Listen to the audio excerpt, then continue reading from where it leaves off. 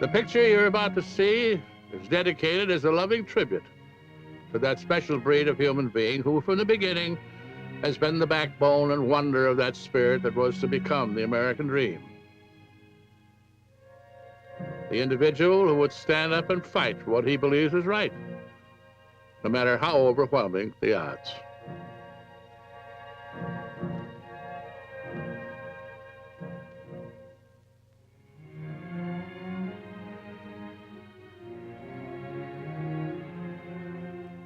The story takes place in our nation's capital, when certain isolated groups of people were beginning to ask for a freeze on the building of nuclear plants and the stockpiling of nuclear weapons.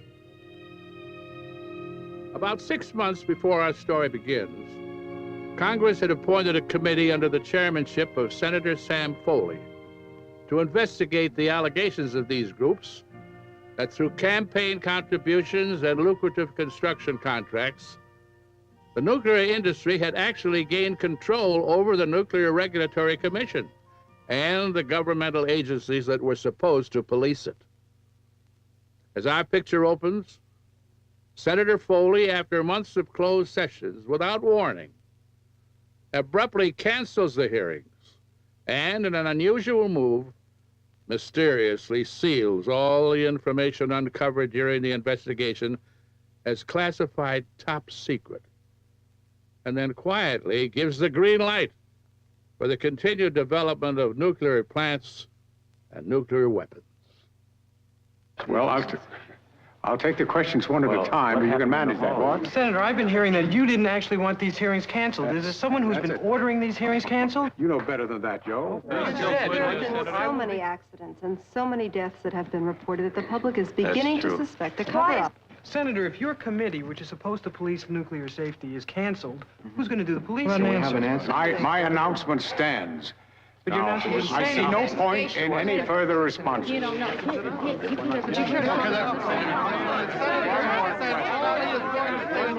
Please, no more questions. There's something wrong, sir? He's sick. Get a guard in here. Please, clear the aisle. Clear the aisle. Somebody call a doctor.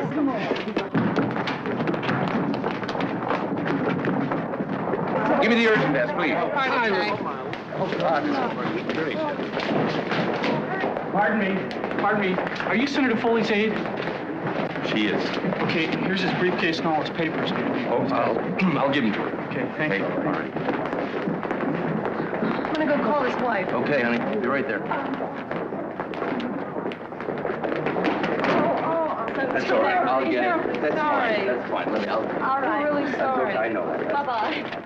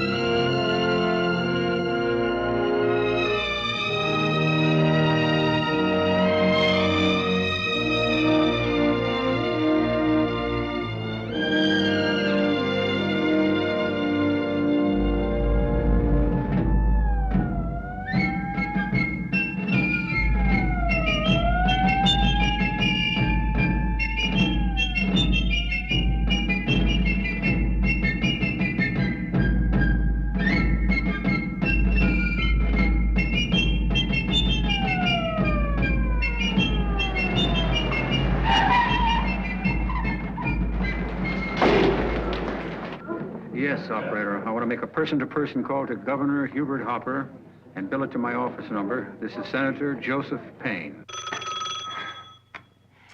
Hello. You're kidding.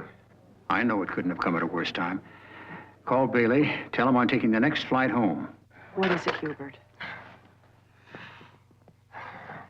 Sam Foley died. Thanks. I don't even understand the question. Would you just go back and tell them that I don't even know what they want from me anymore? Do you have Foley's nuclear file? That's all I'm asking. I tell you, on Saturday they come after you. You try to take an afternoon off, can't even play a game of tennis. What was that all about?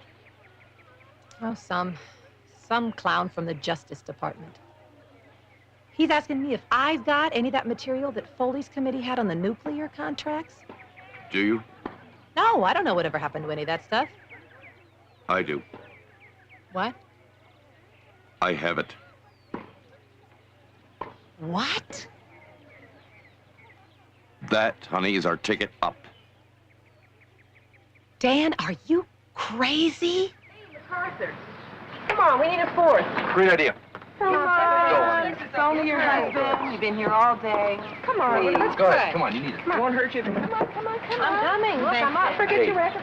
Hey, I'll tell you about it later, okay? I love you.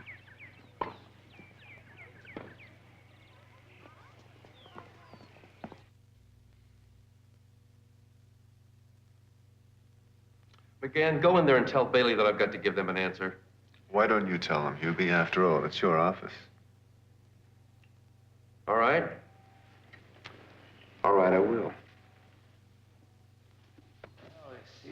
My concern is that with this Willett Creek nuclear plant on the fire. Well, what's wrong with it? It's ready to roll, isn't it? Oh, yeah. It's attached as a rider where no one will notice it.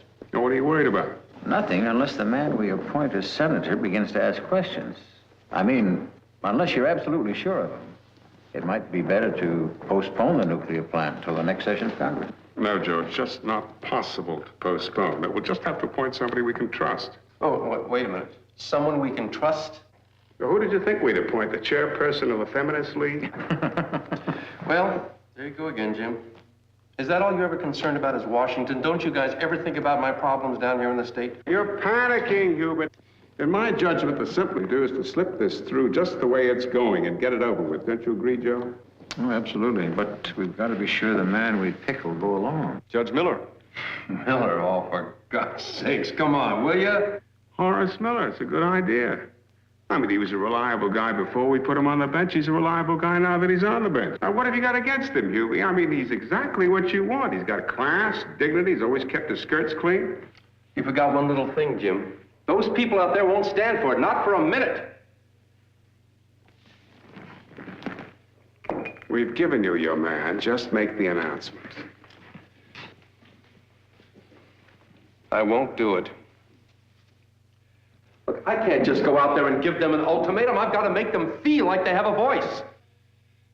Look, hey, how about if we work for some harmony here, gentlemen? Huh? What do you say, a little harmony? Horace Miller.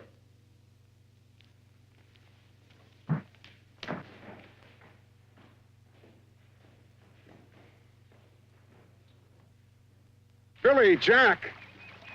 A half-breed Indian nut? And an ex-convict. He's not even eligible. He is now. I've already granted him a full pardon and restored all of his rights, enabling him to be appointed. And you have also buried yourself, Hubert. Governor, that's the most stupid political stunt anyone's ever tried to pull on Bailey. Jim! Jim, you want to hear me out?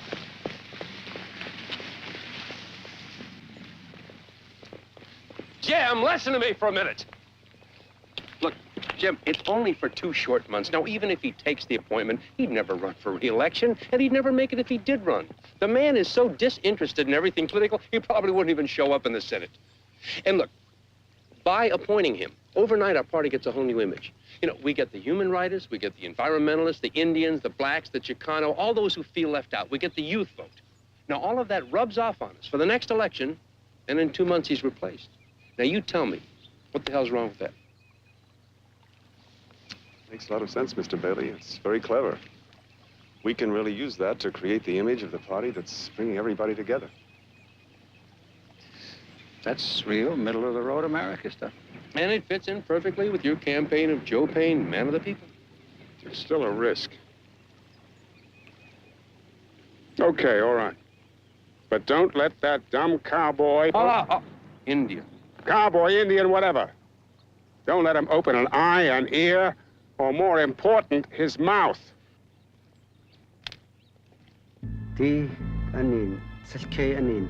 Our grandfather. What do we know of Washington, let alone the dirty world of politics? Washington. Maybe that's where you should go. As a test. Politics has its own kind of violence. But how can I even think of changing things out there when I have so much work to do on changing myself in here? If you want to become a whole person, you must first try to make society better before you have a right to turn your back on it. I don't think that I could do it away from here, though, Grandfather. I mean, the Canyon Lady is all my strength now. Then pray to her at sunrise. If you ask her spirits to guide and purify you, dedicate your work to her, and do the best you can, then your work will be your prayer, and the results need not concern you.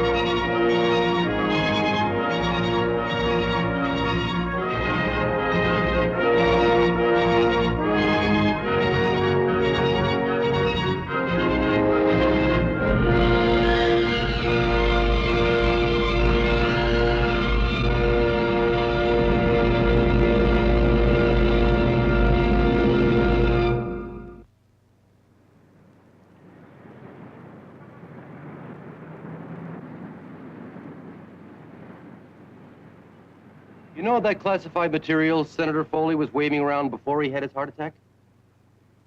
I have it. A lot of people wondered what happened to that stuff. I can leak it, or I can trade it. Well, what do you have in mind? A White House level appointment and a salary of, say, $48,000. You play dangerous games, Dan. Jerry, I'm not playing games. You get back to me within 72 hours, or I'll have to leak this thing to the Post. Or maybe I'll give it to some crusading young senator who needs the publicity. Well, all I can do is make a report.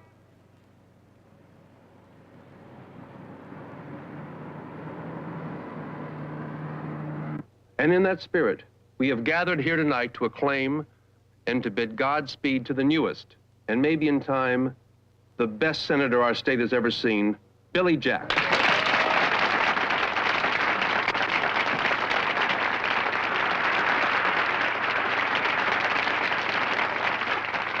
Thank you, Governor, and ladies and gentlemen.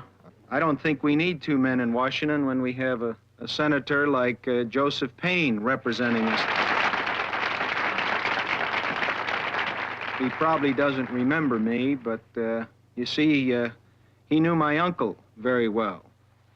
William Trotter was the name they put on him in the Christian school. Man of the Bear was his Indian name, and well, Senator Payne and my uncle worked together on the restoration of that Indian land up around Green Lake years ago, and well, I remember that my uncle told me that Joseph Payne was the finest man that he had ever known.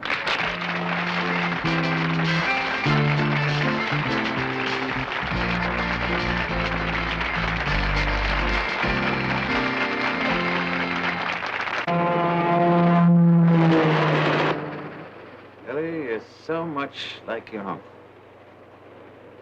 Oh, thank you. When I look at you, I can almost see him sitting behind that roll-top desk with his hat on, getting out his newspaper. He said he always kept the hat on so he'd be ready to do battle. William Trotter, man of the bear, editor, publisher, and champion of lost causes. Now, he always said that the only causes worth fighting for were the lost causes. You don't need to tell me. We were a team, the two of us. Struggling Indian out of journalism school, struggling lawyer. They used to call us the twin champions of lost causes, and we took on plenty. You might call us first of the storefront law centers. We didn't have much to eat, but we sure had plenty of lost causes. It was before your time. Yeah, but our people still talk of those battles. His last fight was his best, Billy. He and that 4-page newspaper against the mining syndicate that had come to strip mine the land, just like Black Mesa. Steal the reservations, pollute the air, and rape a sacred hill. They tried everything. Bribery, intimidation. And then... What happened? They found him slumped over his desk one morning. Shot in the back. When I got there, I can still see him sitting at that roll-top desk. Still with his hat on. Still with his hat on.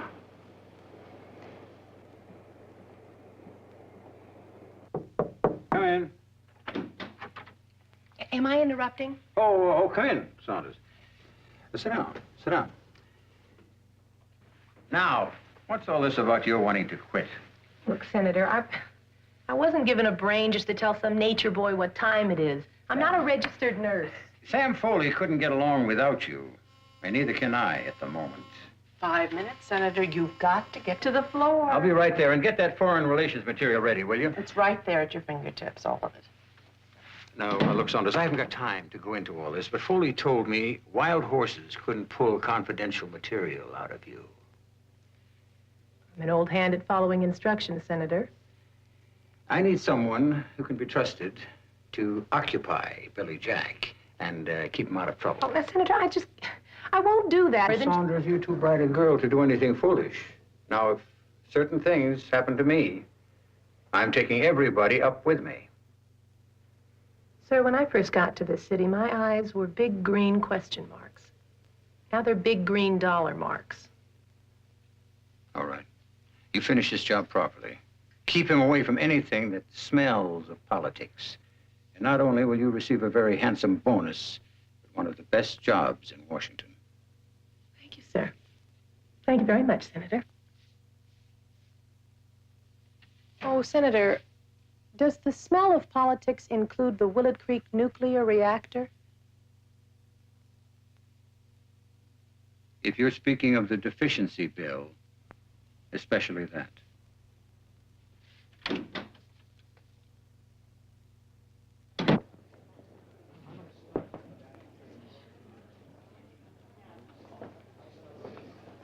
Senator, good morning. We're a little curious as to how you'd be voting on the energy bill. Oh, I'll be voting no on the energy bill. I see. Is this the way that Senator Payne advised you to vote? Senator Payne is also voting no. Is that what you mean? Yes, thank you. To my mind, I can think of nothing more pressing in view of the depletion of our resources and the advanced inadequacy of our technology to magically solve our problems as we have supposed, and in view of the imminent possibility of our running out of energy of all kinds, I urge immediate passage of the gentleman from Colorado's bill.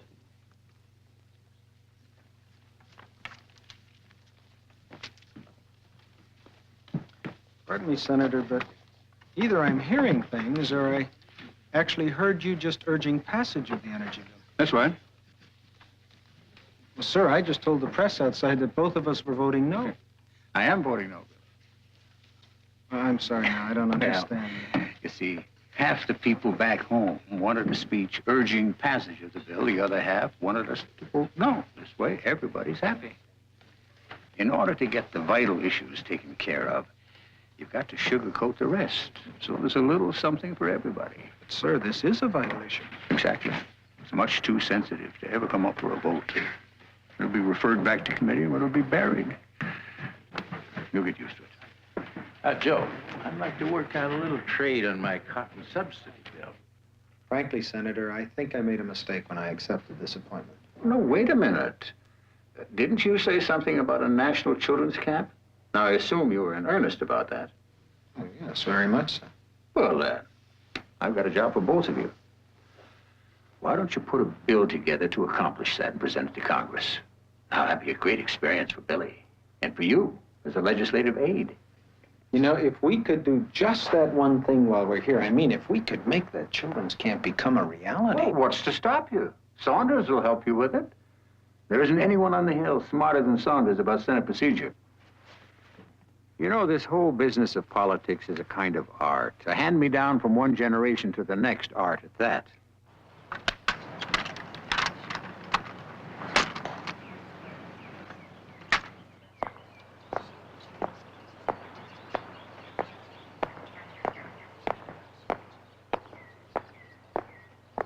Guard!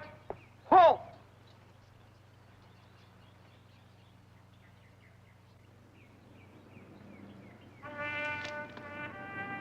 Well? It's all been arranged. White House or State Department. Junior executive level for 6 months, then it's up to you. When will the appointment come? 30 days after delivery. How will they know that delivery's all that you have? That you wouldn't hold back any hidden copies from me, would you, Dan? Hey, come on. How long have we known each other? You have my word. What do you mean the headman's writing a bill? He's a senator, isn't he? Wants to work all night. Honey, you know Foley's classified file? Does anyone besides me know you got that? Hey, honey, not now, okay? We'll talk about it later, okay? Don't work too hard. And have a good time. What?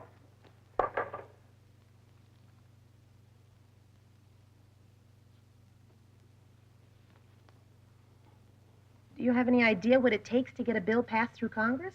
I haven't the vaguest idea what it takes to get a bill passed, but Payne said you were an expert. Just tell us, what do we have to do? Let's pretend it's tomorrow and your bill is ready. You just take it on over to the Honorable Senate and you introduce it. How? You get to your feet and take a deep breath and you start spouting. Then a curly-haired page will take it down to the desk where a long-faced clerk will read it and refer it to the right committee. Why committee?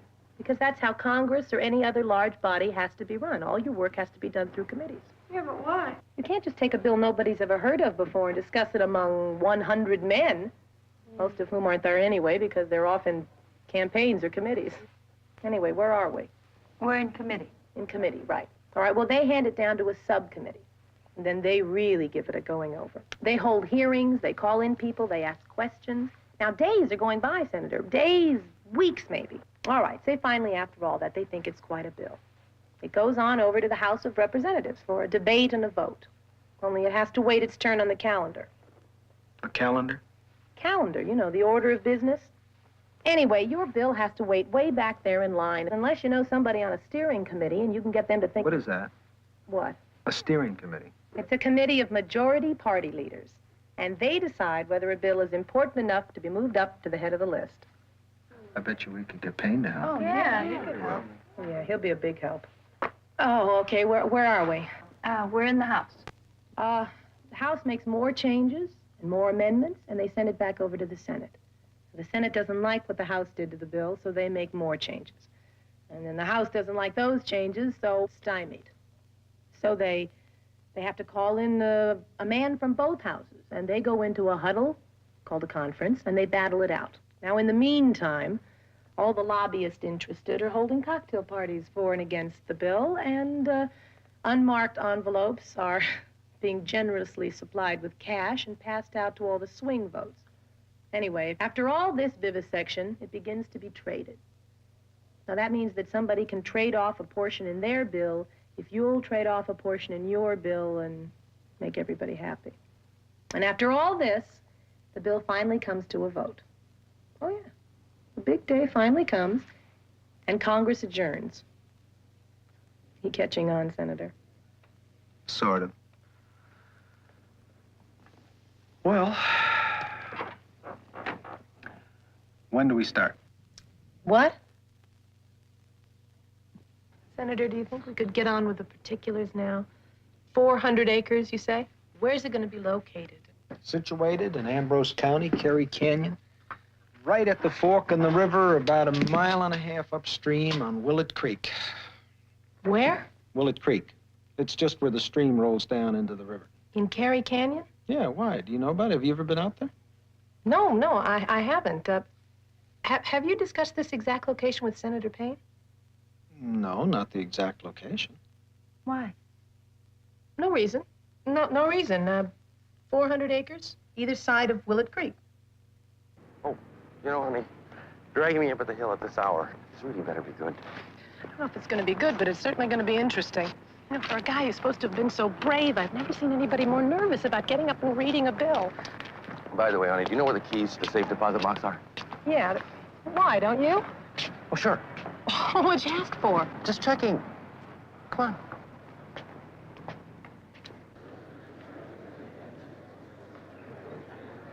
Sit tight, fellas. The show is about to begin. What show? Would you tell us what's happening? Certainly. If you look right down there, you'll see the principal actor in our little drama, Don Quixote with the bill. And over there, very important supporting character, Mr. Clean. Mr. Clean? McGann. You mean Bailey's deep throat? The same. And right below you is the co-star, our man of the people, soul of honor, on a tightrope. You all set? Oh, yes, got it here. Good luck. Thank you, sir.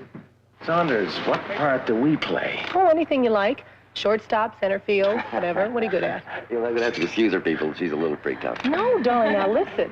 In a couple of minutes, Don Quixote over there with the bill is going to stand up and repeat two very important words. Willett Creek. When that happens, our man of the people will fall right off of his tightrope, and Mr. Clean over there will disappear in a white tornado. Dan, what are those kids supplying her with? Should we give her a blood test or something? Why, do you think she's pregnant?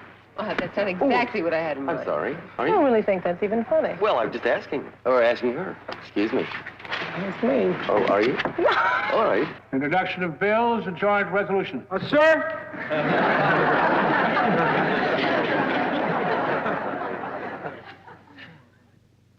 The chair recognizes the rather strong-lunged junior Senator Jack. Mr. President, I have here a bill that I would like to introduce to the Senate. You may speak louder, Senator. I said that I have a bill here, sir, that I would like to introduce here to the Senate.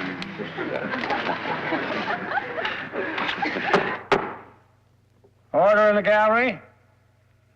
Our junior senator is about to make a speech.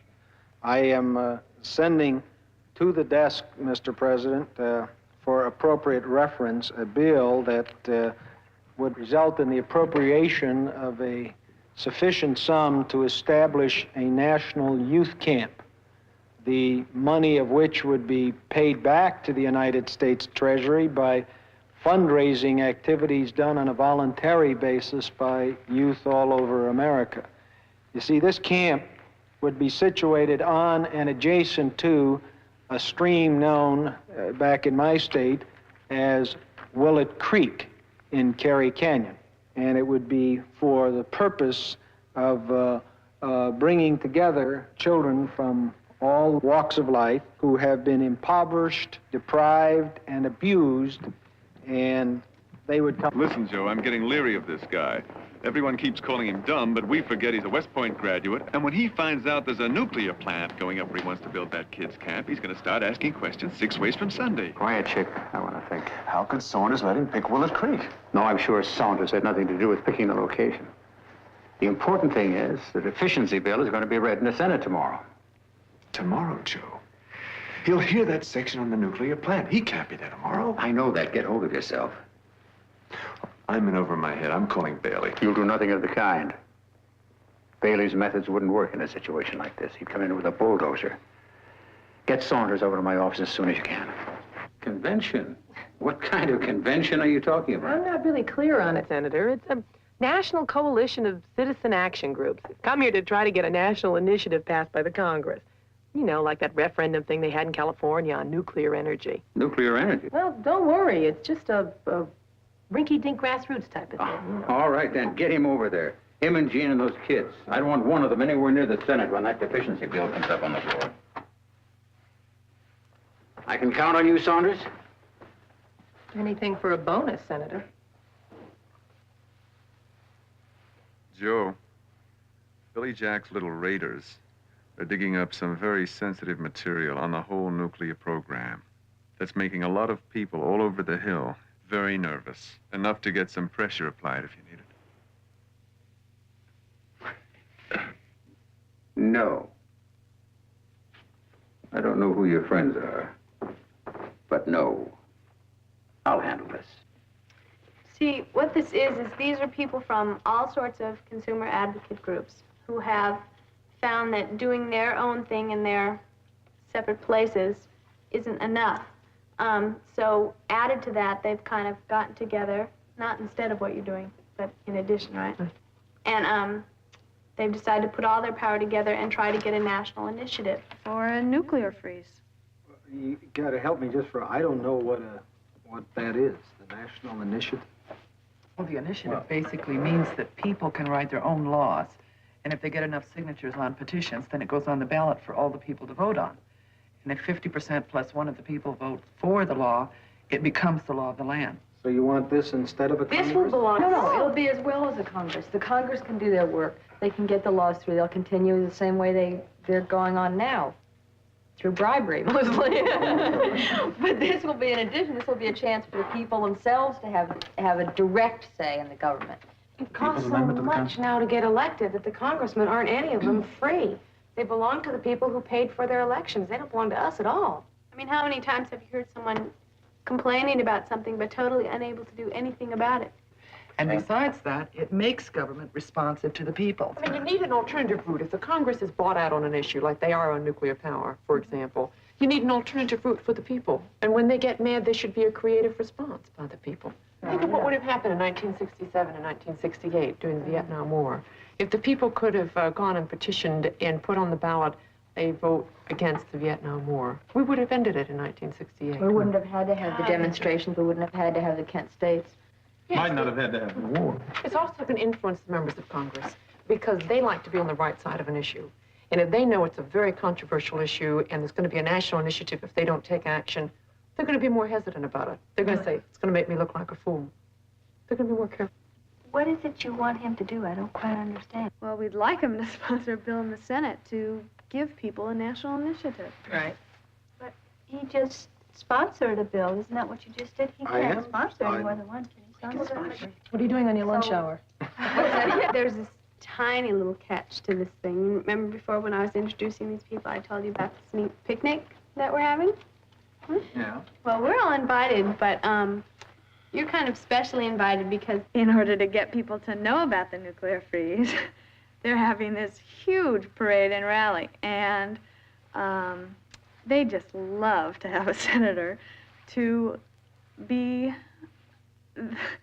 the Grand Marshal. They like what? For you to be the Grand Marshal? What fun it would be. I mean, you could write it under special events in your diary.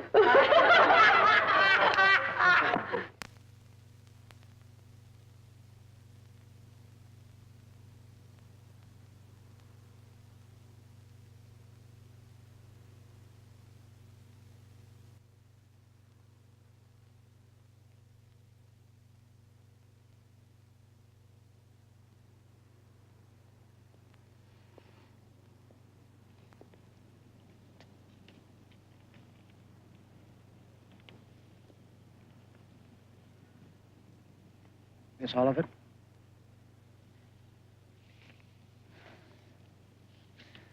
There's no country boy. Let me give you a little advice. Pigs get fat. Hogs get slaughtered.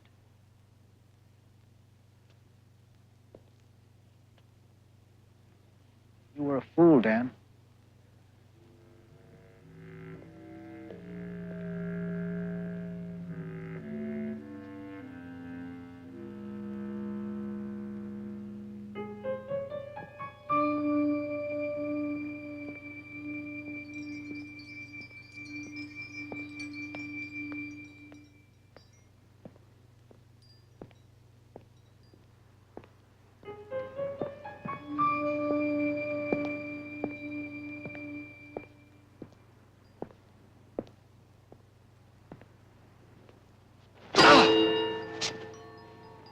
Please, no. Please, no.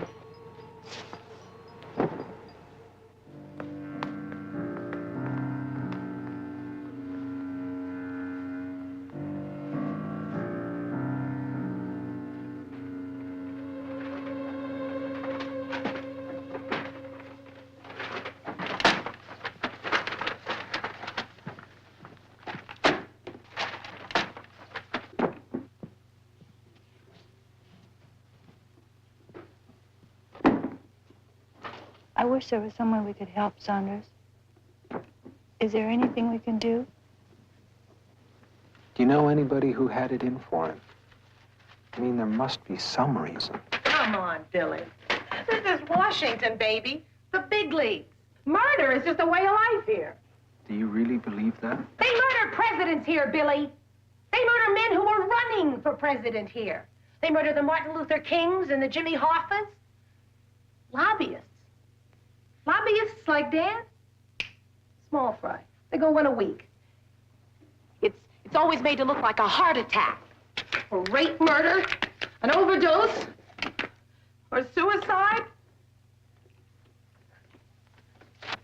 Is there some way we could use the office here to investigate it? Oh, would you two come off your goddamn decency crap? Do you know how much money is spent here every week?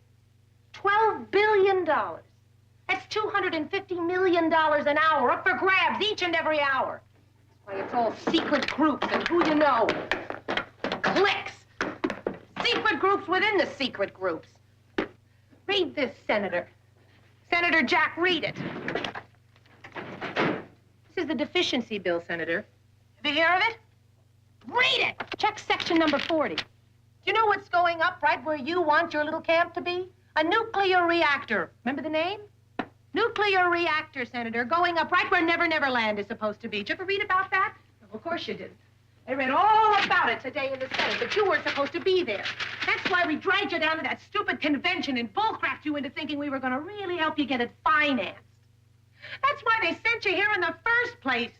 You wouldn't know a nuclear reactor from an erector set. You want to be a senator. Why don't you just try and mess up Mr. Bailey's little graft? And all the other Baileys are going to come in here year after year.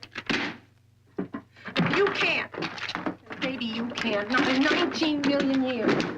Why don't you just go home? Go home before they kill you.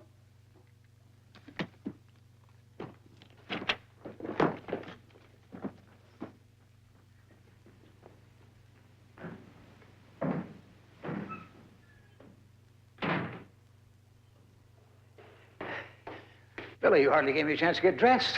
I apologize for barging in at this hour, sir, but this is extremely important to us. Of course. Come on in. No, thank you, sir. Well, can I get you something? Chick? No, thank you, sir. Senator, look, I may not know Washington and how things operate here, but I do know that Willard Creek District like the back of my hand. And tonight I was informed that a nuclear plant is going to go up there. Is that what's bothering you? Jake, I thought from the way you sounded there was a fire somewhere. Well, Senator, that's right next to a big earthquake fault. No, that's all been put through the state legislature and approved. They had the finest seismologists and geophysicists in the country check over that site. That's just the point.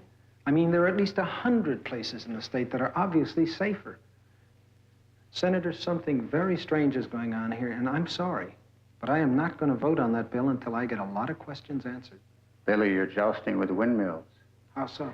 You're trying to understand in a month everything about a project that took 2 years to set up. The reasons, the surveys, the benefits. Speaking of benefits, what does a man named Bailey have to do with all of this? What makes you think Bailey has anything to do with it? Senator, we heard that the whole thing was his idea.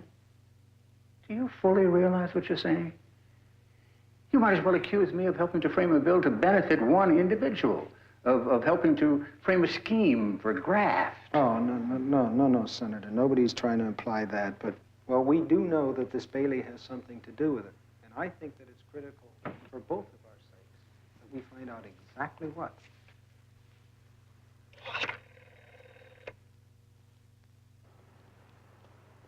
All right, I want everybody up. I want to find out all about this Mr. Bailey. And I don't mean just his newspaper, radio, and television stations. I want to find out how many of his companies are making a profit on this nuclear reactor. And I'd like to know exactly who he's paying off here in Washington in order to get all the contracts. Just find the secret file Foley had on him when he had his heart attack. Why? What has Foley's file got to do with Bailey? We're pretty sure it contained all the names, dates, and amounts of all the nuclear payoffs, including Bailey's. Not to mention who's been canceling all the nuclear hearings. Next, you guys will think Bailey can reach all the way into the White House. Are you kidding? This town is just one big clique, and everybody's in bed with everybody else. All right, then let's find out who exactly is in bed with Mr. Bailey.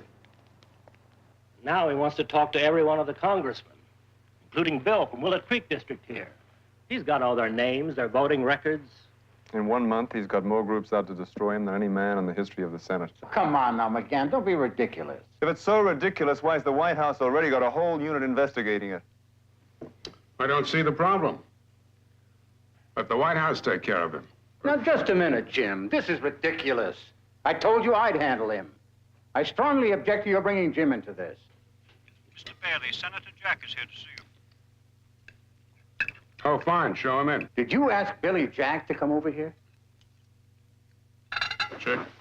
Jim, if you bring him in here, you can count me out. Go ahead. Count me out.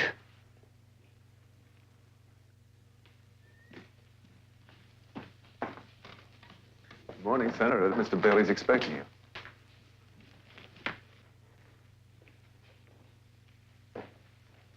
Senator, glad you could make it. Chick, does the senator know all the boys here? Some of them, Mr. Bailey. Fine. You know Congressman Underwood, I'm sure. And Mr. Barkoff of the Utilities Commission. Chick, acquainted with the others and have Alondra bring him some breakfast. Excuse me for 1 moment. Senator, this is Joe Sando from the Interior. Tillard of the Nuclear Regulatory Commission. Jim, that boy is a senator. However it happened. He's a United States senator. Now, we're not back home. This is Washington, D.C. So? This boy is different. Honest. He's a decent man. And besides, he thinks the world of me. We can't do this to him. Joe, some of our closest friends are liable to go bankrupt if this bill doesn't go through. Now, I am not going to let that happen. I don't care how much he worships you. I won't stand for it. You won't? That's right. I won't have any part of crucifying that boy. Oh, I see.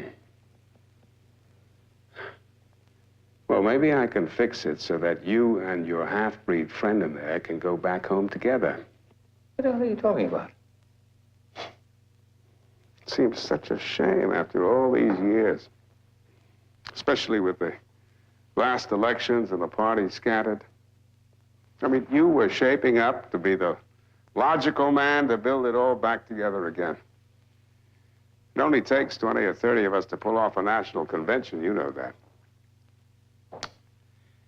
Well, I guess we're just going to have to find somebody else. But right now, you go back in there and explain to Mr. Jack all about Willett Creek. Well, after all, it's your bill. You engineered the whole thing. Well, what do you think he's going to do when you tell him the whole story, huh? smile, roll over, and show us his belly just because he worships you?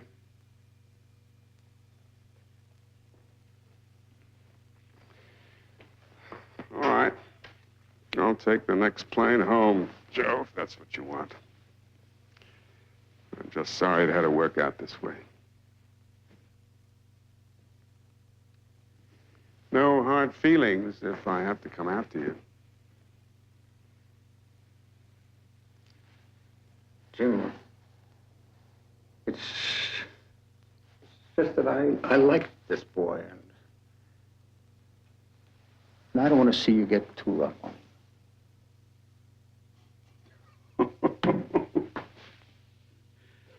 You know, you really had me worried there for a minute.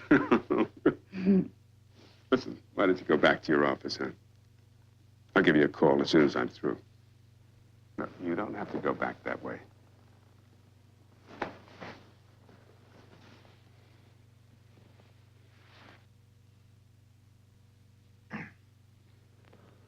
I was sorry to have kept you waiting, Senator, but I had a small domestic problem to cope with. But since I'm in town for a couple of weeks, I thought I'd take this opportunity of knowing you better. A little coffee? No, thank you. They tell me that you're right on your toes. Made a lot of enemies overnight. Oh, that's fine, great. Means you're doing something. You know, a lot of people told me that you were dumb. But somehow, I think that you're smart enough to understand a situation when it's explained to you. Like what? The reactor on Willett Creek. Mm-hmm. Just what's your interest in this reactor, Mr. Bailey? Well, you should know the answer to that, Senator.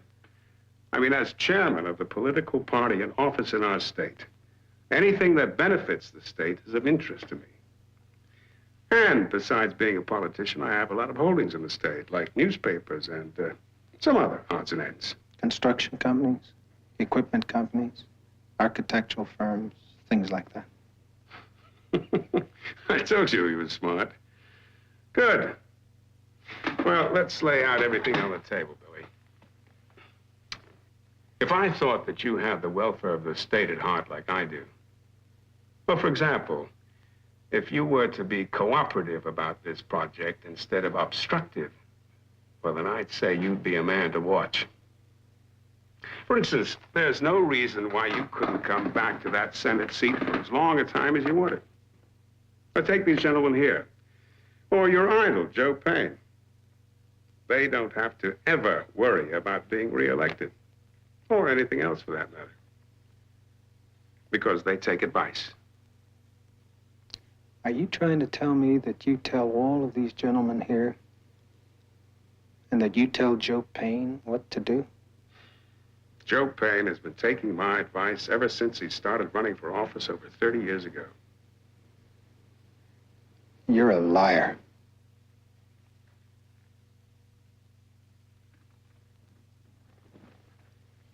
Billy, Washington is a very small and incestuous town. I came here prepared for you. I give you my word on that. If you so much as open your mouth on that Senate floor tomorrow when that bill is read,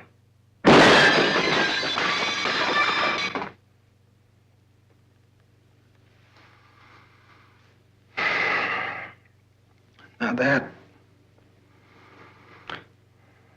is exactly what I think of your threat, Mr. Bailey.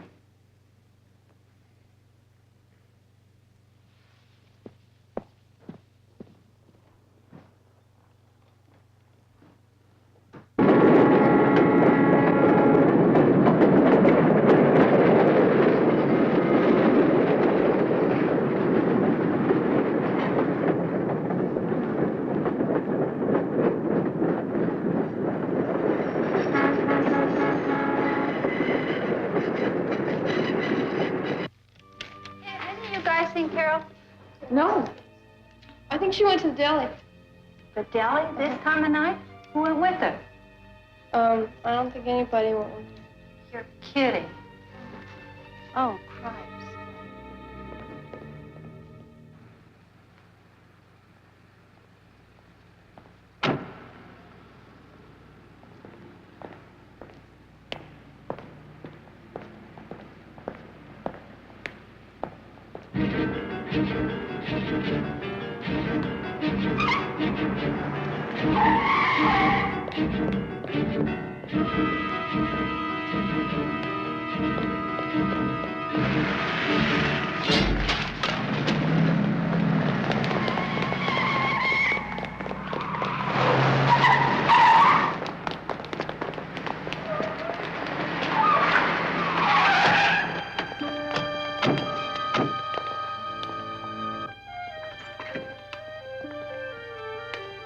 What the hell's going on out here?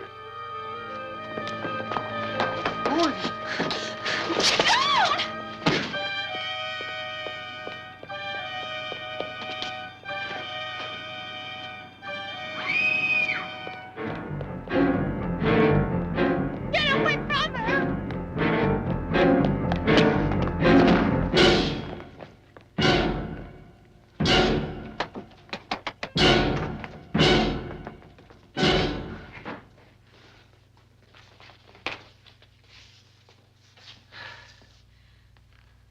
Okay, who are you guys anyway? Why are you doing this?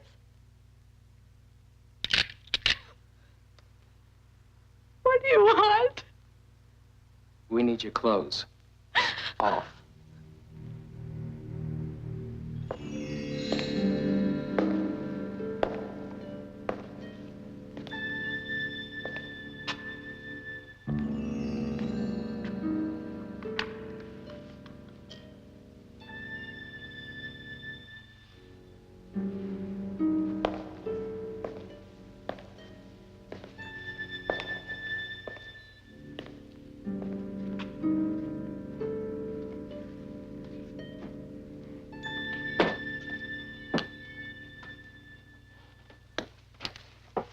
Looks like one of your neighborhood welcoming committee dropped this expensive walkie-talkie back there. They aren't neighborhood. Who did hire you? Oh, come on, fellas. You can tell us. There's nobody else in the warehouse here. FBI? CIA street fighting team? Or maybe Bailey. Whose idea was it to use black agents, fellas? Is it supposed to make it look like a racial incident?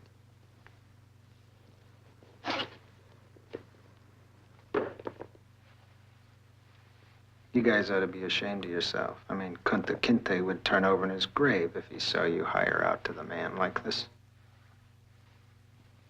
You know, it's bad enough when policemen break the law by opening people's mail, tapping telephones, but rape. I mean, you know, the next thing is you guys would get it in your heads to assassinate somebody. You don't buy any of that, do you? No way.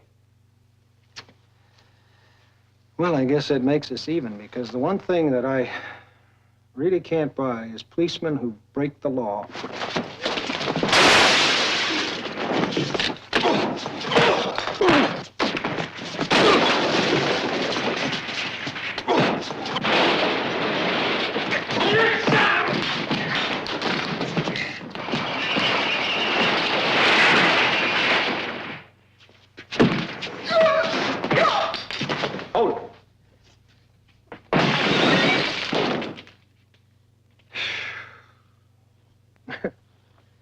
I'll tell you, friend, now you really are one hard man to purify.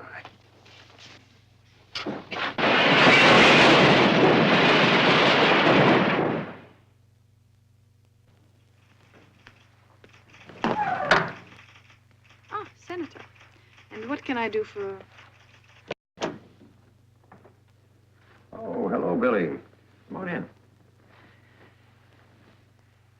Well, did you have your talk with Bailey? I had my talk with Mr. Bailey. He told me that he's been telling you what to do for the past 30 years.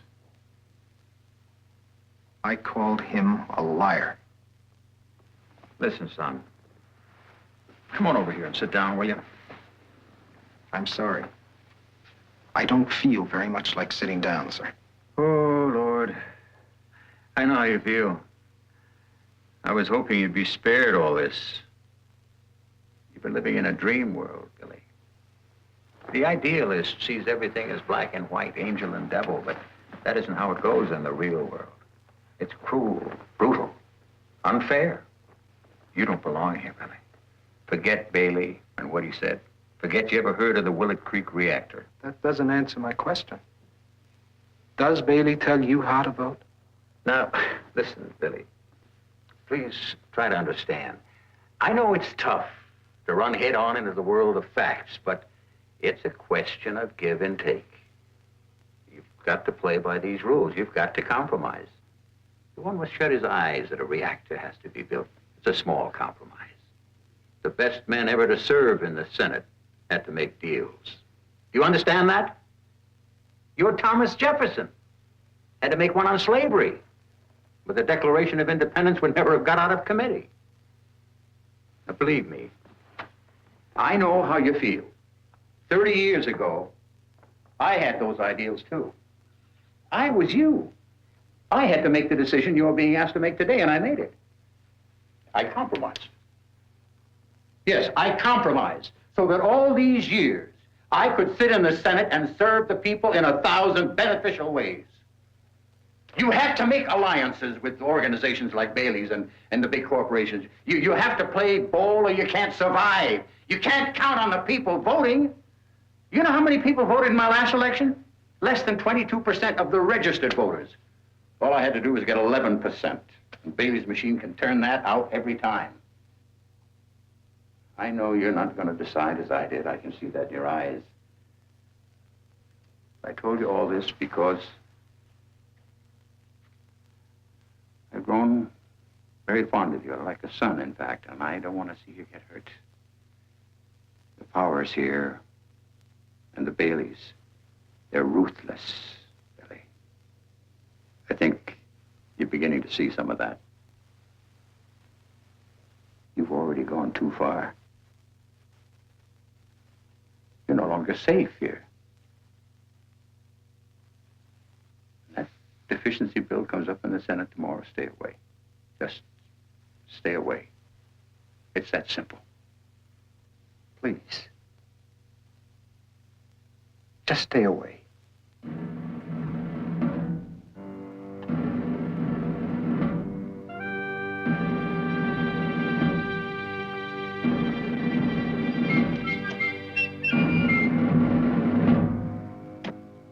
And under previous order, the Senate resumed consideration of yesterday's unfinished business, which the clerk will read.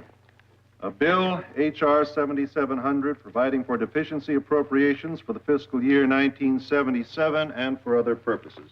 The bill is open to amendment. Mr. President? Senator Jack. Mr. President, I wish to address myself to Section 40 of the bill. I want specifically to talk about the nuclear plant on Willett Creek. Mr. President. Will the senator yield? Yes, sir. Mr. President, I have risen to a difficult task. To say that out of evidence that has come to my attention, I consider Senator Jack unworthy to address this body.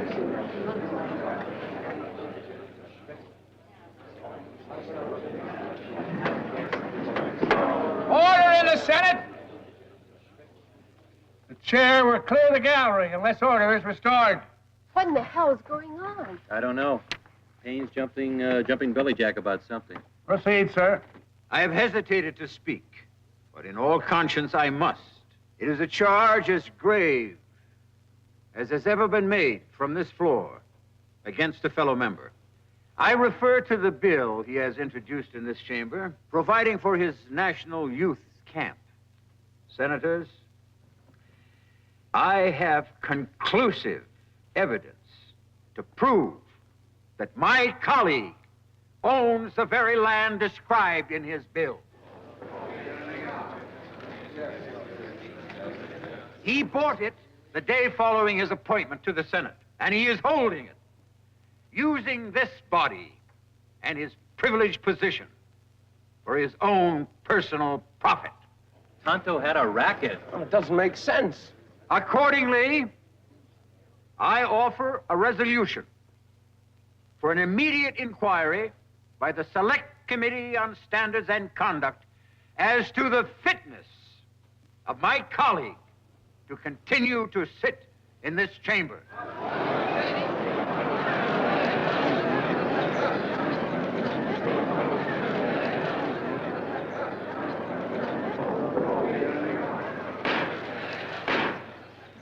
Order.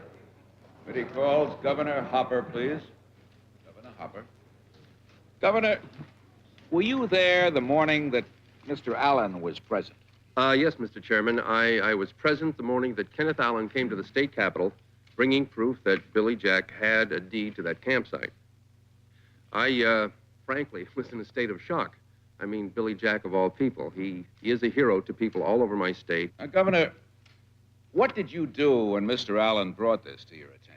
I had a consultation with the head of the Department of Records, Mr. Arthur Kim. Mr. Kim, do you remember recording this deed? Yes. On the date set forth here, Mr. Kenneth Allen came before me to record this deed, setting over these 400 acres in the name of Billy Jack. Order, please. How long have you known Senator Jack, Mr. Allen? Oh, many, many years. He often camped around Willett Creek. Now, a lot of people were afraid of Billy Jack, but I liked him. And then when he came to me with this proposition, of course... What proposition, please, Mr. Allen? Well, he said he had a chance to sell that leased land for at least $5,000 an acre. Now, me, I was happy to get $500 an acre. So we set it up like this. I deeded him the land, and he gave me a contract guaranteeing me half of what he got if he made the sale. Well, in a way, it sounded kind of fishy at the time, but that's the way most of these developers work. So it wasn't until he sent me this telegram that I realized there was some really dirty business going on. May we see the telegram, please? Yes. Thank you. Urgent. Camp bill introduced. Senator Payne will help. You have a deal on that land. Contracts to follow. Billy Jack. Order, please. That contract you mentioned, have you got that document? That land wouldn't be in his name if I didn't. Yes, sir. Signed, sealed, and delivered. Order, please. After a long study of this signature, it is my professional opinion that it definitely is Billy Jack's own handwriting. Therefore, it is my opinion as a professional and as an expert on handwriting that the signature of Billy Jack on this contract is a forgery.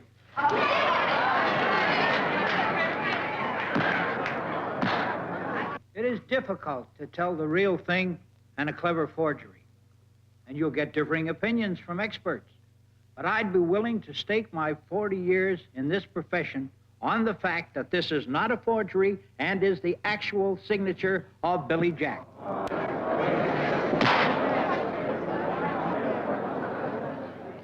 Mr. Chairman, gentlemen, this is an excruciatingly painful duty for me. This young boy is the nephew of my very dearest friend. I sponsored him in the Senate. I helped him frame his camp bill. And when he presented it to the Senate, I went over to congratulate him, but I pointed out to him that a nuclear plant was going up on the very site he had selected for his camp. I said there are hundreds of equally good campsites nearby. I suggested that he choose another site for his camp. He got furious. He said, move the plant. I had heard about his violent temper, but I was amazed at his reaction. He began to argue with me. He said that unless I get that very same site, I will attack the Willow Creek plant. I'll charge graft, political motives. He would use anything he could think of to defeat it. Well, faced with that, gentlemen, in spite of my very deep personal feelings for the boy, my sense of duty required that his expulsion from the Senate would be the only acceptable solution.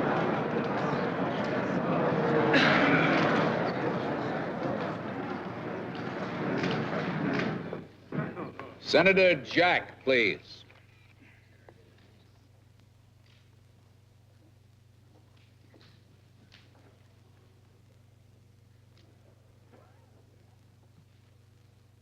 The committee is ready for your testimony now, Senator Jack.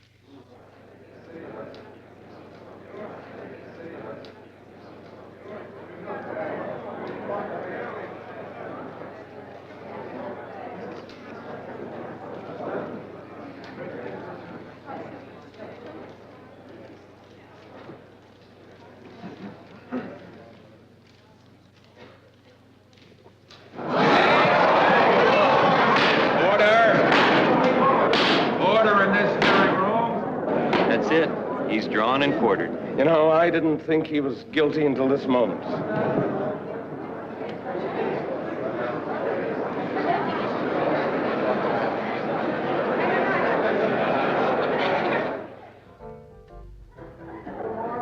Will you? The whole thing. Over all the front pages. Yeah, we'll be sending you some photos for the TV coverage. Now listen, make sure you give Joe Payne a big build-up, will you? Yeah, oh, sort of an Abraham sacrificing his son for the good of the people sort of thing. Yeah, sure. Yeah, they're having a hell of a time.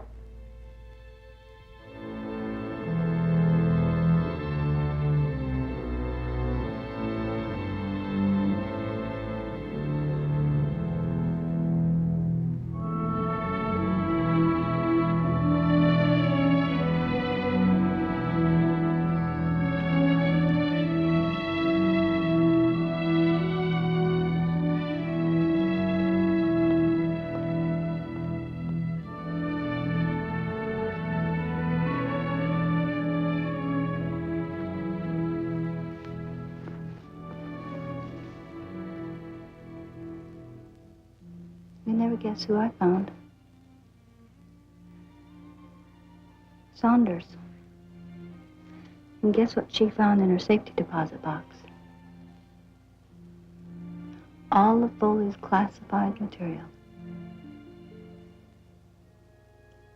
She's willing to come back and make a fight of it if you are. To make a fight of what? You mean you're gonna quit? Who's the enemy? I don't even know who I'm supposed to be fighting. Look, Billy, who better than you knows that you can't reform Congress from within? So why don't you use the filibuster as a way to teach people how they can get a national referendum? Even if you lose, who cares? You will have taught people how to get around a corrupt Congress. Your quitting is sure gonna shatter a lot of hopes. I'm sorry about that. But this is different. It's just too sophisticated. Maybe you're right. Maybe if the only solution you have to crucial problems is to take off your boots and kick people in the head, maybe you just should go home.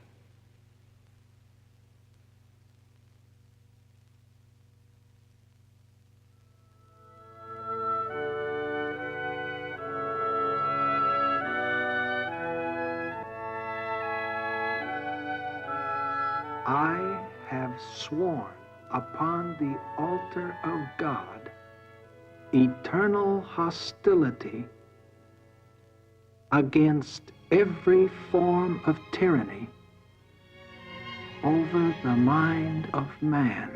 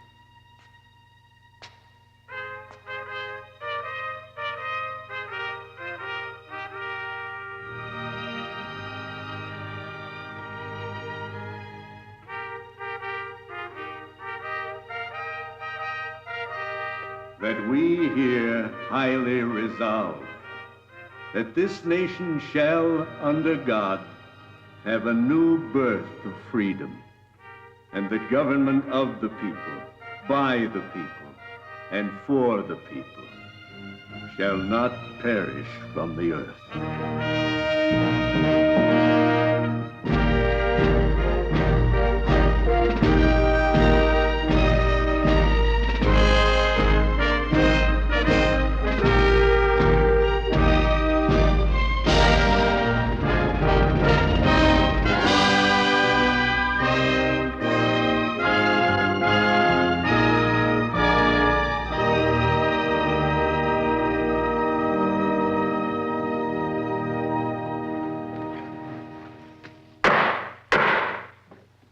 Senate will come to order. Clerk will call the roll. Well, we got a full house today, haven't we? Yep. You always turn out for the execution. Hi, Ralph. Hi, Sweeney. You're going to expel Senator Jack today, huh? Well, where are the drums, the guillotine? In fact, where's Senator Jack? I guess he hasn't stopped running since he left that committee room. Hey, Ralph, by the way, what are you saving the 2 seats for here? I don't know. Gene asked me to hold. Mr. Hiram? Here. Mr. Jack? Here! You know, that guy is either crazy or a glutton for punishment. Maybe both. Mr. Jethro? What's Saunders doing here? Saunders? What's Saunders doing in town? Saunders, where have you been? Hi, guys. Saunders, are you behind these shenanigans? Me? What shenanigans? Mr. Zimmerman? Here. Quorum is present. Quorum is present. Mr. President. Senator Burton. Mr. President, on behalf of the Select Committee on Standards and Conduct, I sent to the desk a report of that committee on the investigation of Senator Billy Jack, as unanimously directed by the committee. I also report an original resolution for the senator's expulsion, which I ask to be read. Without objection?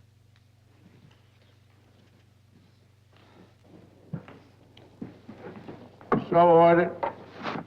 Whereas it has been shown by the investigation of the Select Committee of Standards and Conduct that Senator Billy Jack, as a United States Senator, did engage in a course of unethical conduct calculated to benefit his own personal and financial worth, and whereas such conduct derogates from the public trust expected of a senator and brings the Senate into contumely, disrepute, and dishonor, resolved that it is the judgment of the Senate that Senator Billy Jack be, and hereby is, expelled from the United States Senate. Mr. President, I move the immediate adoption of the resolution and ask all the yeas and nays.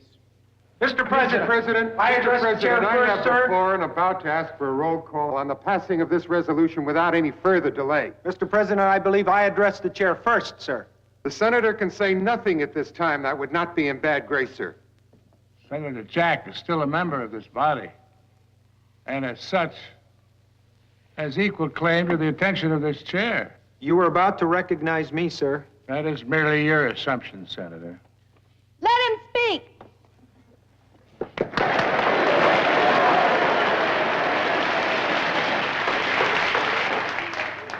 Before I proceed further, I would like to say to the visitors that they are here as our guests, and they should conduct themselves as such.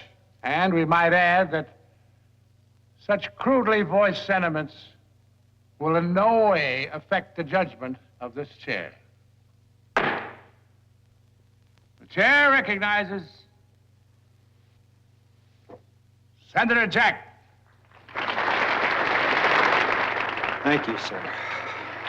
Hold on to your hat, Gene. Here we go. Well, gentlemen, I guess you're in a pretty tall hurry to get me out of here. From the way that the evidence is piled up against me, I can't say that I blame you much. And I'm perfectly willing to go, Mr. President, as soon as this group has legally voted that way. But before I go, there are some things that I want to say to this body. Mr. President, will the senator yield? No, Senator, I will not yield. Now, I yielded once before, and if you'll recall, I ended up being splattered across the headline of every newspaper in this country and was practically never heard of again. And incidentally, gentlemen, we might as well all get together on this yielding business right now. You see, I had some pretty good coaching last night, and I found out that if I yield only for a personal privilege, a point of order, or a question, I can hold this floor until doomsday, or at least as long as I can stand on my own 2 feet. In other words, Mr. President, I have a piece to speak, and come hell or high water, I am going to stand on this floor and speak it. Mr. President, will the senator yield? Will Senator Jack yield? Yield how? Will he yield for a question? For a question, yes, for a question. I wish to ask my junior colleague, this piece he intends to speak, does it concern Section 40 of the bill? It does. Every aspect of this matter was dealt with during the committee hearing. Mr. President, I wish to ask my distinguished colleague, has he one scrap of evidence to add now to the defense that he did not give and could not give during that same hearing? there are no defenses against forged papers, and you know it, Senator That Payne. committee ruled otherwise. The gentleman stands guilty as charged. I stand guilty as framed. I believe I speak for every member present when I say that no one cares to hear what a man of his condemned character has to say about any section of any legislation before this House. Mr. President, I was guilty as framed. And I was framed because I was going to stand up here and tell that Section 40 is nothing but a nuclear ripoff. I was going to stand in this chamber and tell about a certain James Bailey back in my state who wanted to put that plant through for his own personal profit. Mr. President, will the senator yield? No, I will not yield. Now, this same James Bailey promised me a seat in this chair for the next 20 years if I went along and voted for something that he knew and I knew was a fraud on the American people. And he also told me that if I dared to stand up in this chamber and oppose that nuclear plant, he would break me in two. All right, Mr. President, I stood up the other day and I tried to address myself to Section 40. And the long arm of Mr. Bailey reached into this sacred chamber and he grabbed me by the back of the neck. Mr. President, a point of order. Mr. President, do I have the floor? Senator Payne will state it. It was I who rose in this chamber to accuse him. He is claiming that I was carrying out criminal orders and falsified evidence. He has imputed to me conduct unworthy of a senator, and I demand that he be made to yield the floor. Mr. President, I did not say that Senator Payne was in that room. But I was in that room.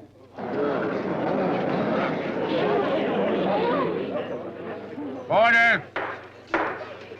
I accuse this man, by his tone, by his careful denials, of deliberately trying to plant damaging impressions of my conduct. I'll tell you why. Because Mr. Bailey, a respected citizen of our state, had brought with him the evidence against this man. And we were urging Billy Jack to resign. Why? To avoid bringing disgrace upon a clean and honorable state and upon this body. But Senator Jack refused. He threatened to bring that very disgrace down upon the state and all of us present if we refuse to let him go through with this contemptible scheme. Mr. President, Mr. President, do I have the floor? There was only one way to answer this man.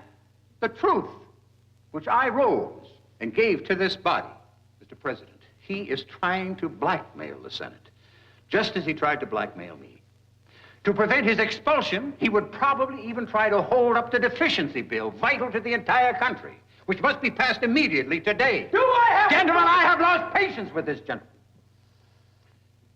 I am sick and tired of this contemptible young man. I apologize to this body for his appointment. I regret I ever knew him. And I refuse to stay and listen to him any longer. And I hope every member of this chamber feels as I do.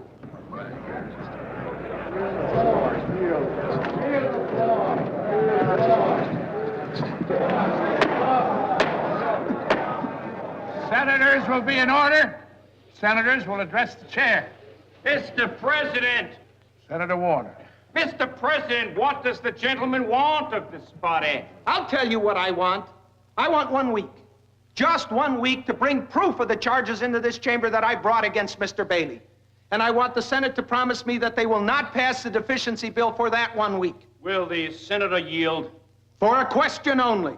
Has the senator the effrontery to stand there convicted and in disgrace and try to force the postponement of this deficiency bill? For 1 lousy week! Mr. President, I appeal to the senator. Is he fully aware that this bill has been months in both houses, delayed and delayed? Mr. President, if the Senate yields to this kind of blackmail at this time from this man, whatever credibility this body has left will be totally destroyed. Mr. President, it is an insult to this body to have to listen. An insult to our colleague, Senator Payne.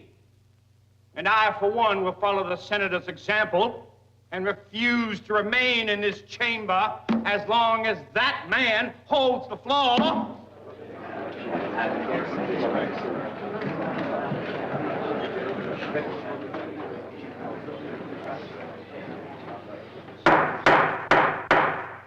Senator Jack. It looks like I'm just going to have to present my case from this floor, Mr. President. That is, if you, ladies and gentlemen of the press, will carry my remarks accurately. In other words, sir, wild horses are not going to drag me off of this floor until I've at least had the opportunity to present my evidence to the people of my state. And I don't care if that takes me for the rest of this year. Filibuster! The filibuster!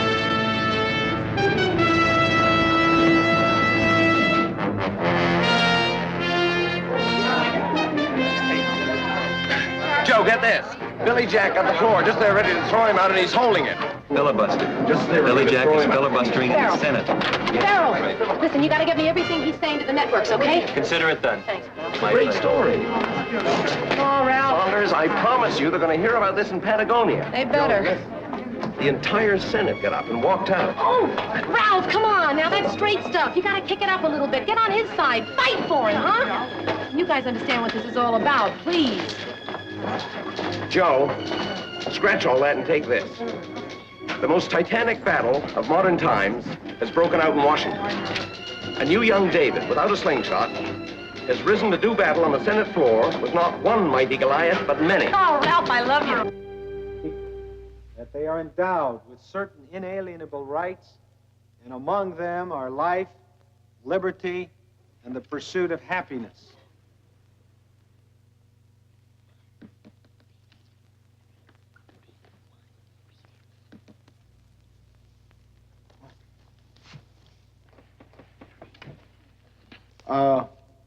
Mr. President? Mr. President, we seem to be alone, sir. Now, I'm not complaining for social reasons, but I think it would be a shame if these gentlemen missed the evidence that I would like to present, so I would like to call your attention to the standing rules of the Senate. Rule 5, Section 3. Sir, it says, and I'm quoting now, if a quorum shall not be found to be present, then a majority of the senators present may direct the sergeant at arms to request and if necessary to compel the attendance of the absent senators, unquote. Mr. President, I guess it looks like I am the majority, so I so compel. Well, the absence of a quorum being suggested, clerk will call the roll. Now, where the hell is that long-distance call? We're trying to get it. Will you do me a favor and get more direct lines out of here? Chick, have you got hold of Hendricks? They're looking for him. Looking for him? Now, look, why the hell isn't an editor at his desk where he belongs? Joe. Joe, why aren't you on the Senate floor? Jim, that boy is talking to the state now. The whole country. The story is out. So what? The fight is out in the open, That's what I all. mean. If he can turn public opinion against us, if any part of this sticks. He won't even get started. I'll make public opinion out there in 5 hours. I've done it all my life. Now, look, will you leave public opinion to me, Joe? Now, go on, get back to the Senate there and keep those honorable gentlemen in line. Jim, I hit him from the floor with everything I know. I don't have the stomach for it anymore. Now, you listen to me, Joe.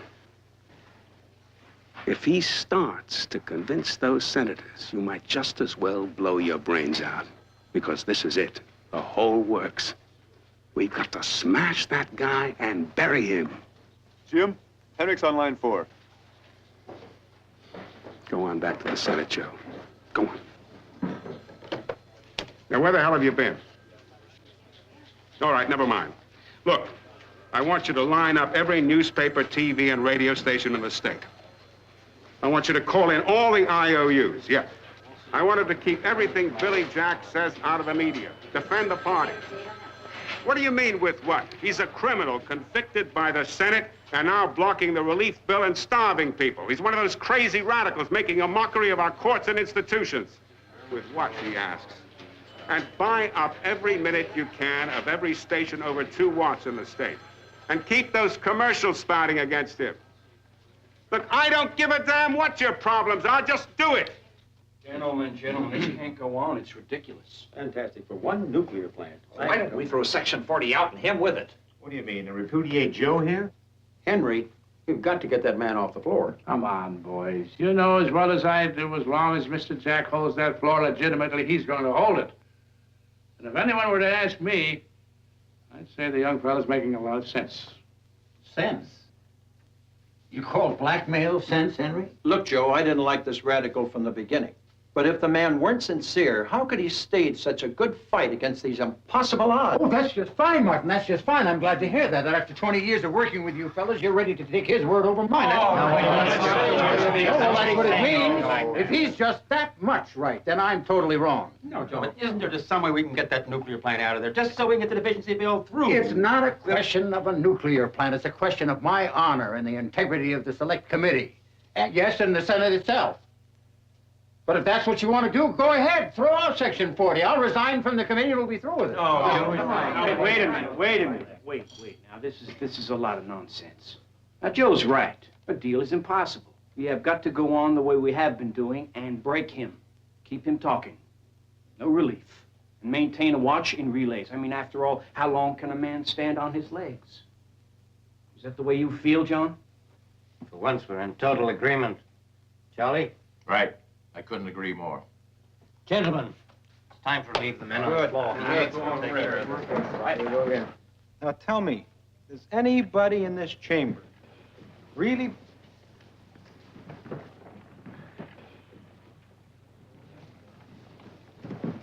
I guess we have the night shift coming on, Mr. President.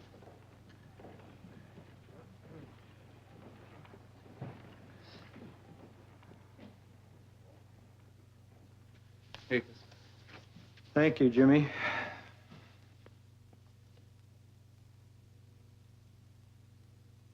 Oh, Mr. President, I am very happy to learn that the Senate rules provide for human frailty and that I am allowed under the rules a 2 or 3 minute break for emergencies. Mr. President, right now it is such an emergency.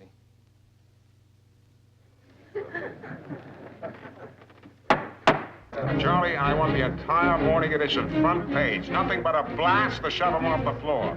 God, I want telegrams, you understand? Telegrams pouring in to Senator Payne's office. Now, here's how we do it. A convicted thief purportedly representing you has totally crippled the United States Senate. You got that? Now we come to the real reason that Senator Foley sealed this file. Oh, ugly as the facts are about the contributions and the kickbacks, that's penny ante stuff compared to the real reason that Foley classified all of this as top secret. No, gentlemen, the real reason lies here in this file. What does it reveal? Oh, nothing much. Just the astonishing fact that over a 10-year period, at 58 different nuclear plants, there were at least 141 technical mishaps that came dangerously close to a complete meltdown. Now, let me put that for you in another way, gentlemen. All the while that the Nuclear Regulatory Commission was pointing to 3 Mile Island as proof of the safety of their program, for after all, no one got killed, right? And was assuring us under oath that it was a freak accident that could never happen again. They had, in their possession, here in Foley's file, full knowledge that there was an accident on the average of at least once a month, each and every month for the last 10 years. Each accident of which came dangerously close, sometimes within even hours, of a meltdown that was similar or worse to the one at 3 Mile Island. And any one of which could have destroyed the entire community that the plant was located in. Hey, but Mr. Bailey and all of your Mr. Baileys are going to make huge profits. So the Nuclear Regulatory Commission lies through its teeth to the American people, and you, gentlemen, you swear to it.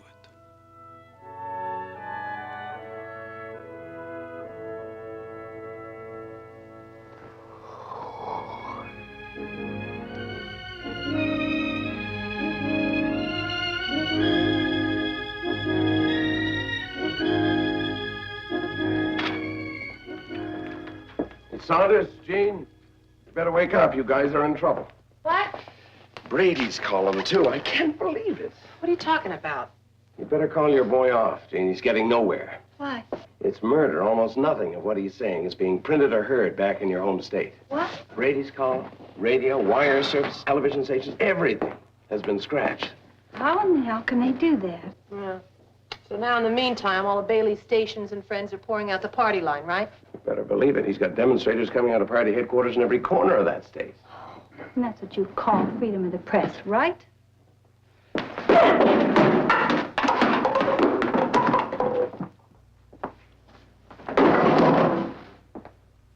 It's just not fair. How do you stand it here? Gene, come on, come on. No, Look, I'm not going to look. come on. Saunders, telephone. One simple little tool could turn this government back into being a government of the people instead of a government of corporations. And that tool is the National Initiative. Well, What is it, Saunders? Tell Billy to stop. He's beat, Gene. They just busted up your TV station and cut your transmitting cable.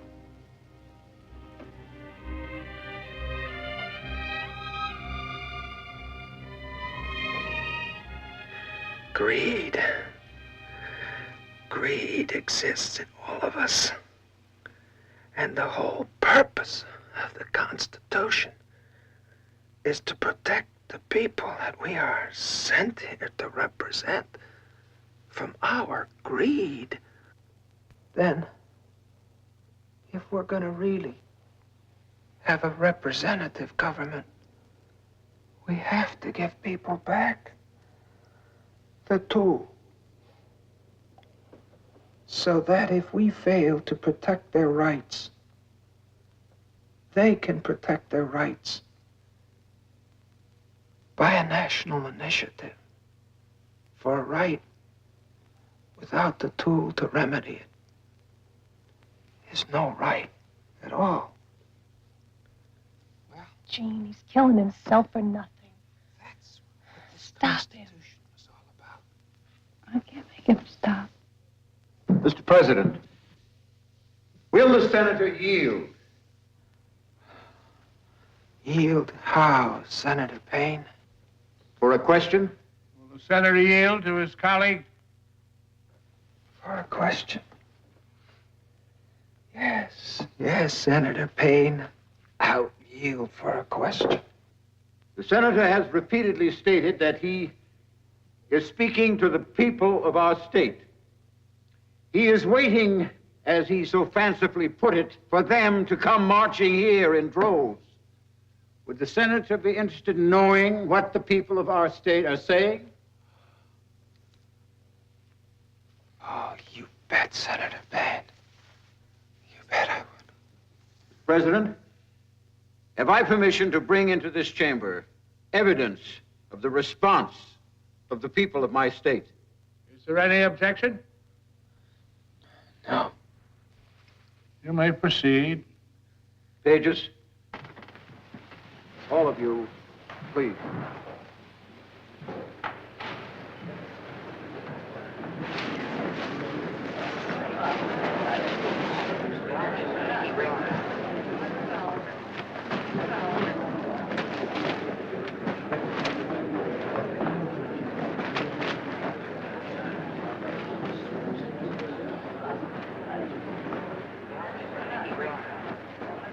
There it is, gentlemen.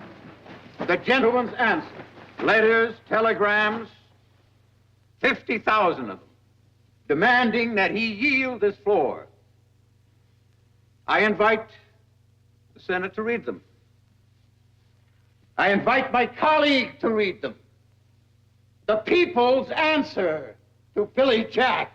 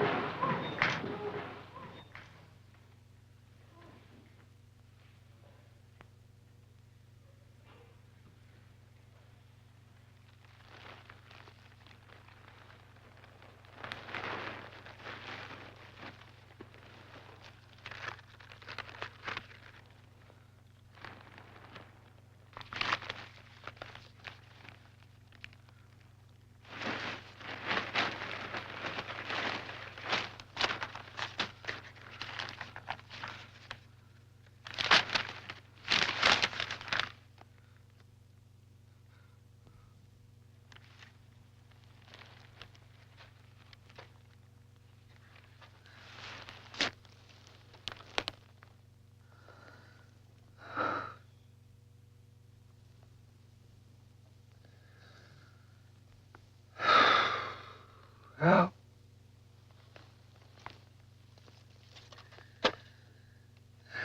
I guess this looks like just another lost cause.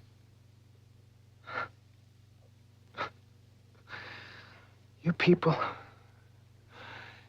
up there wouldn't know about lost causes. Mr. Payne does.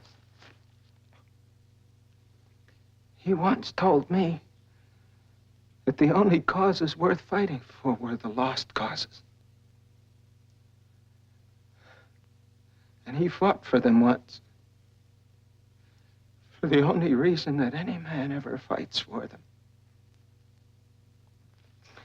Because there's this burning thing in here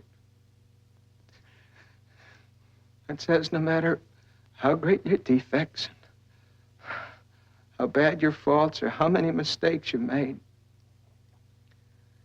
you gotta try to live your life by a simple rule. Just to love your neighbor as much as yourself. Oh, you've forgotten all that, haven't you, Senator?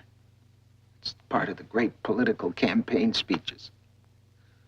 or the crap you tell young senators who come in here believing in everything they read in the history books about this great body, the Senate.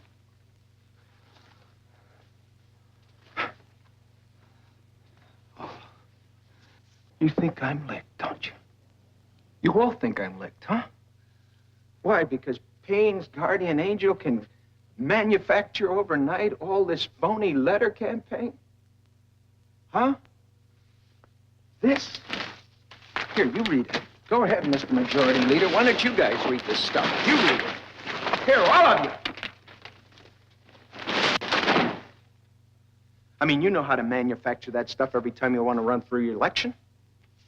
Every time you want to stuff a nuclear plant down people's throats, then you know how to manufacture that stuff with your Madison Avenue boys overnight. And then once you get inside this chamber, you forget all about it until the next 6 years.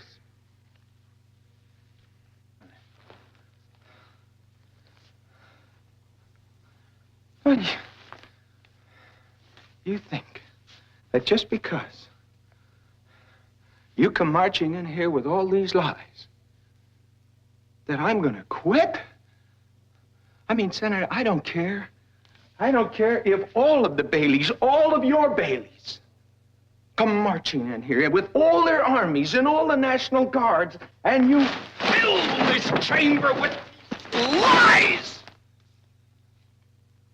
And Senator, that's all they are, is lies!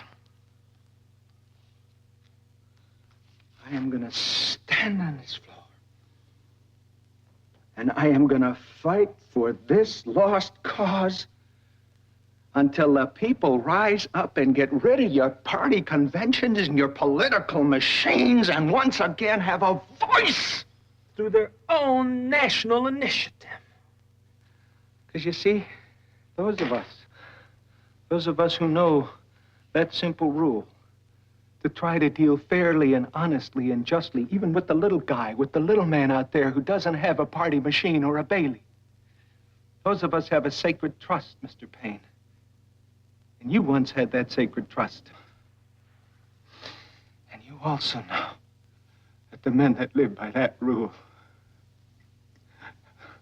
are willing to die for those lost causes. Just as that man we both once loved died for his, slumped over his desk with a bullet in his back. You remember that, Senator Payne?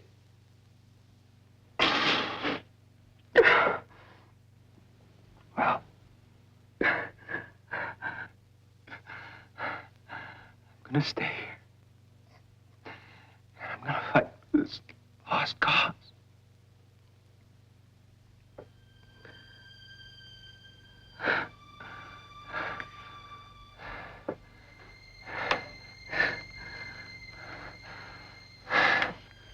Can I please... Can I have a drink of water?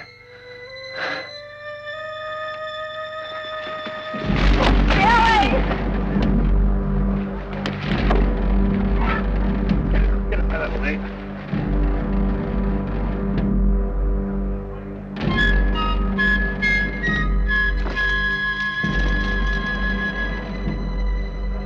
Where's the script? Let him in with the script.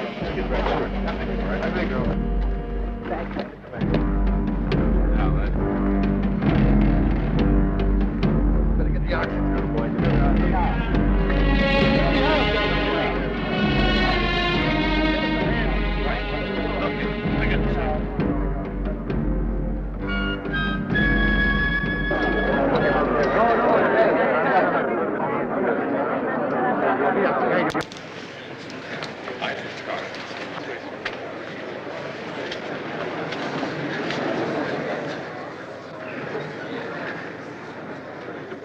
Mr. President, what is the pending business before the Senate?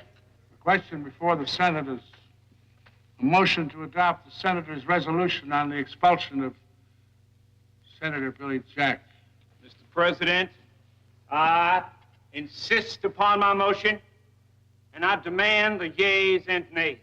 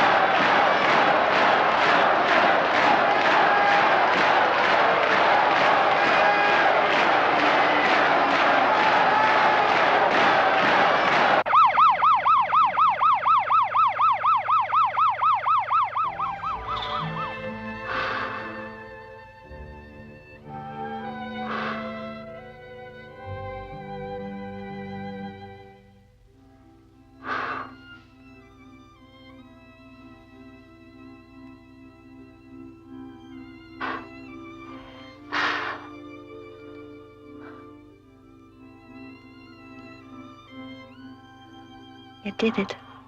So no matter what they do to you now, you did it. And you didn't even have to once take off your boots.